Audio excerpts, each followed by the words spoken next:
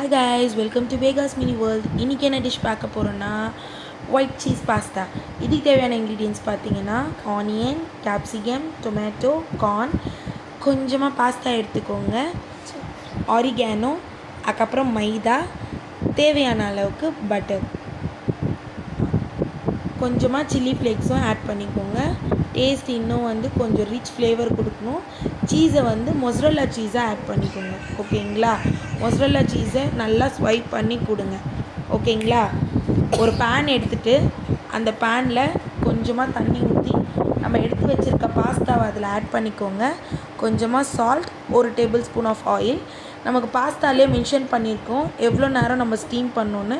5 to 10 minutes steam பண்ணிங்கன்னா ரொம்ப soft கன்சிஸ்டன்சிக்கு வந்துடும். நெக்ஸ்ட்டு ஒரு பேனில் பட்டர் நல்லா மெல்ட் பண்ணிக்கோங்க. பட்டர் மெல்ட் ஆனதும் எடுத்து வச்சுருக்க ஆனியனை மீடியம் ஃப்ளேமில் நல்லா ஃபைன் ரோஸ்ட் பண்ணிக்கோங்க. ஓகேங்களா? ஆனியனை நல்லா ஃபைன் ரோஸ்ட் பண்ண உடனே உங்களுக்கு டொமேட்டோ அதுவும் நல்லா மேஷ் பண்ணிவிட்டு கேப்சிகம், கார்ன் எல்லாமே ஆட் பண்ண அப்புறம் ஸ்பைசஸ் ஆட் பண்ணிடலாமா? ஃபஸ்ட்டு தேவையான அளவுக்கு சில்லி ஃப்ளேக்ஸ், ஆரிகானோ போட்டு நல்லா மிக்ஸ் பண்ணுங்கள். அது ஒரு நல்ல ஃப்ளேவர் கொடுக்கும்.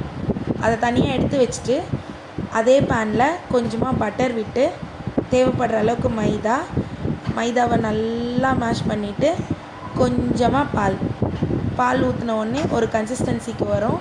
அந்த பால்ஸ் இல்லாமல் நல்லா பீட் பண்ணிக்கோங்க. ஆஃப்டர் தட் கொஞ்சமாக சீஸ், நம்ம இது பண்ணி வச்சுருக்க மொசரல்லா சீஸை நல்லா இதில் ஆட் பண்ணிவிட்டு நல்லா ஆரிகானோ, சில்லி ஃப்ளேக்ஸை நல்லா ஆட் பண்ணிக்கோங்க. ஒரு ரிச் ஃப்ளேவர் கொடுக்கும். அதுக்கப்புறம் நம்ம ஆல்ரெடி பட்டரில் மிக்ஸ் பண்ணி வச்சுருந்த ஆனியன் அந்த கிரேவி தூக்கி இதில் போட்டுருங்க. போட்டுட்டு எல்லாமே மிக்ஸ் பண்ணிவிட்டு பாஸ்தாவை போட்டிங்கன்னா கொஞ்சமாக சால்ட், தென் உங்களோட white cheese pasta ready and it's ready to serve. Video பிடிச்சிருந்தா like, share and subscribe. Thank you for வாட்சிங்.